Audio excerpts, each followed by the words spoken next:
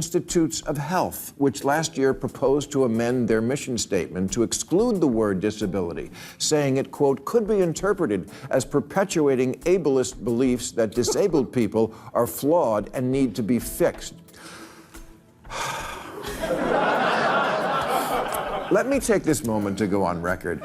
Folks, if I am ever struck blind or deaf or paralyzed, don't praise me. Fix me. The woke think the #1 job is to protect homeless people from stigma. I think the #1 job is to protect them from rain.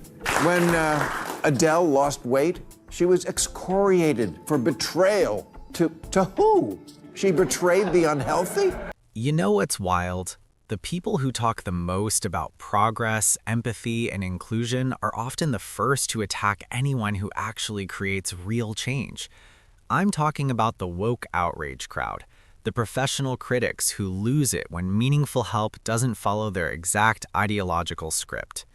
And Bill Maher just tore that whole mindset apart with his usual blunt honesty.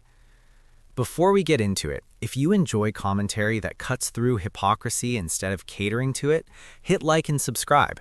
It helps this channel reach people who are exhausted by performative outrage. Now, here's what sparked it. The National Institutes of Health proposed removing the word disability from their mission statement because they claimed it might be offensive, as if acknowledging a condition means viewing people as broken. Bill Maher's response was simple. If he ever loses his sight, hearing, or ability to walk, don't celebrate it, fix it. That's not cruelty, that's common sense. If medicine can restore vision or mobility, why wouldn't we want that?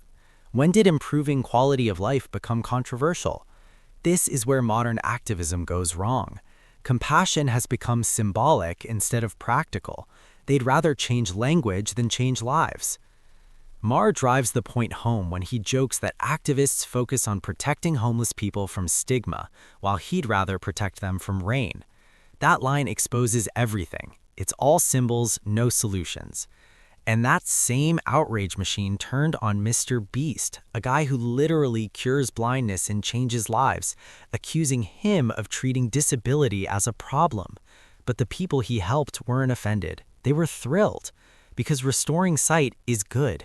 That's the whole point of progress. And Post reporter tweeted, what truly needs curing is society's view of disabled people, and BuzzFeed agreed MrBeast seems to regard disability as something that needs to be solved.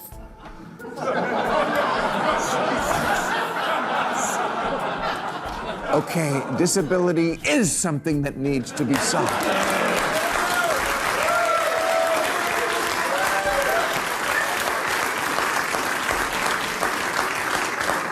And what truly needs curing is blindness.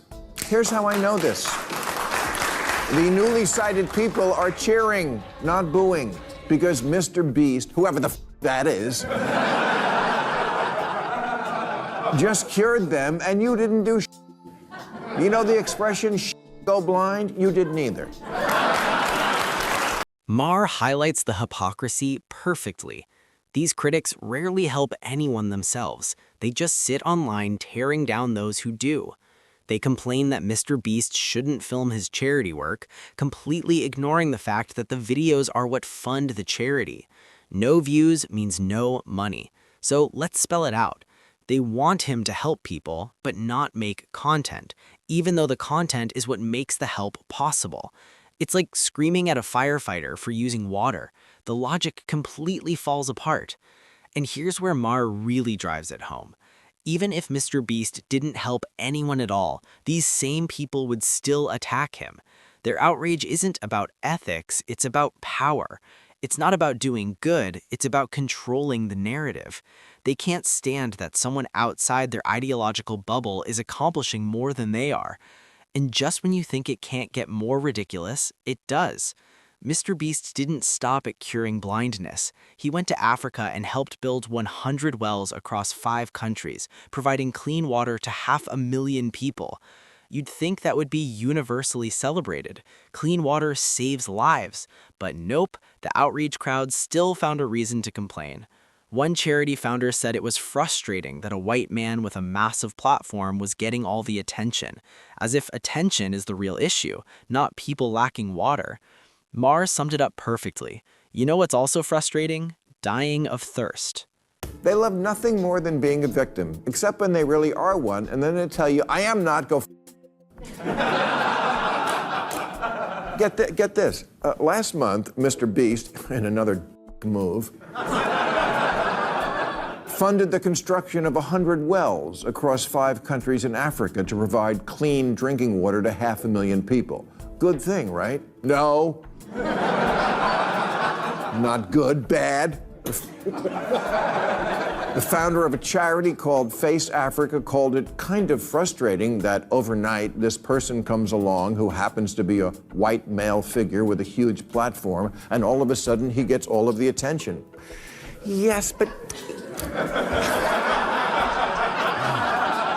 you know what else is frustrating? Dying of thirst. What these critics accidentally revealed is that they aren't upset about ethics at all. They're upset about spotlight. MrBeast's success threatens their control over funding, influence, and identity as self-appointed saviors. If a YouTuber can create more measurable change in a month than many NGOs do in 10 years, uncomfortable questions start getting asked, and they can't allow that. Then comes the cherry on top. MrBeast helped rebuild an orphanage in Africa, and another group labeled it white saviorism. At that point, it's almost comical. Maher jokes, ask any orphan what the worst part of their life is. People showing off. Beast, how dare he come in and bogart digging the wells? That's so white guy, always taking fresh water and shoving it down our throats. Oh, another thing this asshole did in Africa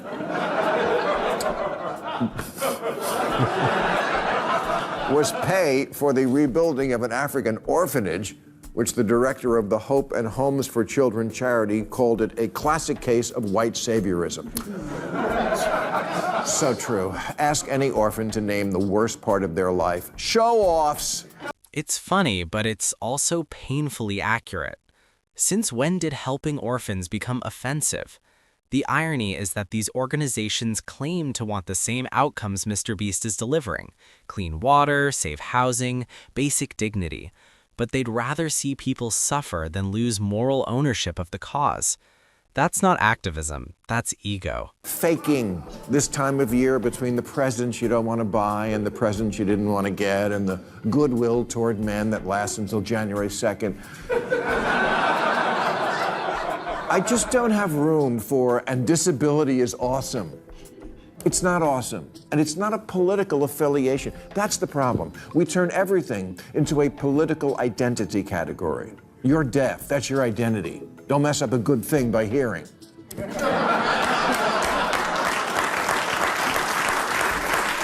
Maher's broader message cuts even deeper. He reminds us that society's biggest problems were never solved by government alone or by performative activists. Real progress has always come from individuals who take action, people who innovate, donate, and step up. Whether it's an entrepreneur funding wells or a comedian exposing hypocrisy, change doesn't need approval from a woke committee. And the far left hates that, because their worldview depends on maintaining victimhood hierarchies. They don't want empowerment, they want endless grievance. They want every human challenge turned into an identity that can't be fixed, only celebrated. How did we get to this weird place? Telling people who are actually out in the world making a positive difference, you're the problem. Yeah, quick question, who the f*** are you?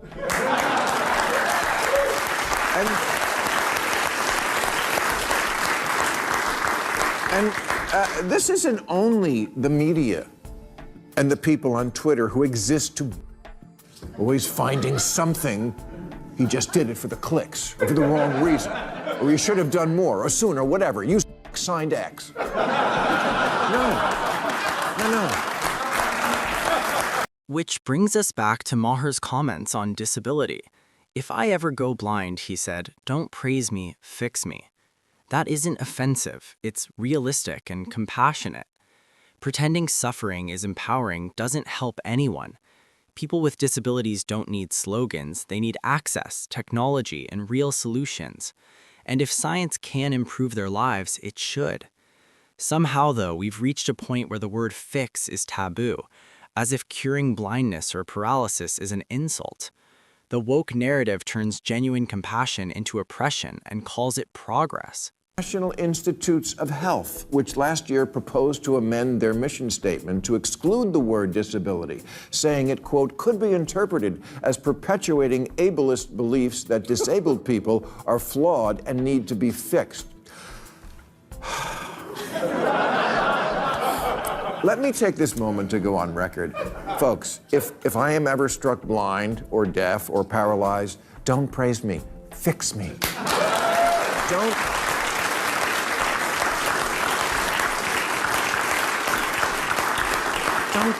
Don't sit around talking about how much I'm just as good as you. Fix me.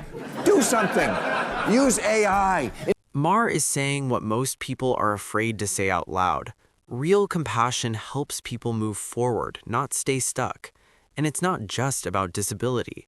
He points out how homelessness has been politicized too. Old school liberals believed in getting people off the streets and helping them rebuild.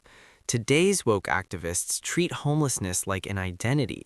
They argue that clearing encampments is judgmental, as if living under a bridge is a lifestyle choice. Adele lost weight. She was excoriated for betrayal. To who?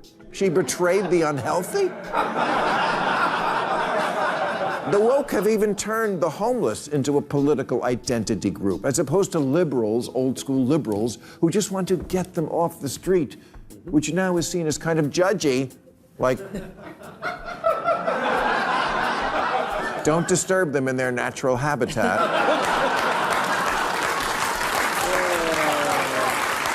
That joke, that the woke think their main job is protecting homeless people from stigma, while Maher thinks it's protecting them from rain, might be one of his best.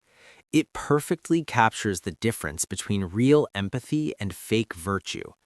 True compassion wants to reduce suffering. Fake compassion wants to perform concern.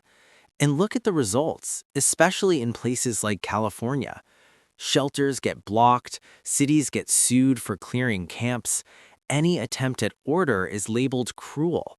But what's actually cruel is leaving people in filth, danger, and addiction just to feel morally superior. They're just living their best life under the bridge. The woke think the #1 job is to protect homeless people from stigma. I think the #1 job is to protect them from rain.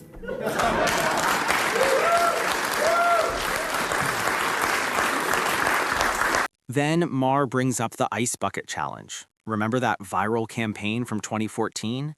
It raised over $100 million for ALS research and helped accelerate real medical breakthroughs. Even that wasn't safe from criticism. Time magazine ran an op-ed claiming the challenge implied being cold and wet was better than having ALS. At some point, you have to ask, is there anything these people can just enjoy? Can they celebrate one good thing without finding a reason to be offended? It's almost automatic. They see generosity or progress and immediately ask how to frame it as oppression. That's Maher's point. Speaking of which, when I did the Ice Bucket Challenge back in 2014, I thought I was helping the cause of funding research to cure ALS. Wrong again. An op-ed in Time magazine said the Ice Bucket Challenge even seems to be suggesting that being cold, wet, and uncomfortable is preferable to fighting ALS. It was suggesting no such thing. What is wrong with this country that so many people can't be happy for anything, for even a... This culture of nonstop outrage has become a parody of itself. It's no longer about solving problems, it's about controlling who's allowed to be good. They've built identities around tearing others down. Maher exposes this with brutal clarity. The real world runs on action, not hashtags. Good deeds shouldn't be attacked because they came from the wrong side of politics. If someone helps another human being, that should be celebrated, not dissected because of their race, platform, or motives. He closes with a line that sums it up. Disability isn't awesome. And he's right. It's not an identity, it's a human challenge. The woke left has turned everything, gender, race, illness, homelessness, into a political brand. Nothing can simply exist anymore. Everything has to be a label or a protest. Maher's message is refreshingly simple. Stop weaponizing human experiences. Stop confusing compassion with performance. Stop attacking people who actually help. Real progress doesn't come from hashtags or rewritten mission statements. It comes from imperfect people who see a problem and say, let's fix it. Whether it's restoring sight, building wells, or challenging groupthink, action will always beat outrage. That's why Maher's takedown resonates. He's not defending a political side, he's defending common sense. And these days, that might be the most rebellious position of all. What do you think? Has the woke left lost touch with reality, or is Maher going too far? Let me know in the comments. And if you enjoyed this breakdown, hit like, subscribe for more weekly commentary, and share it with someone who still believes common sense deserves a comeback. Because honestly, someone has to say it.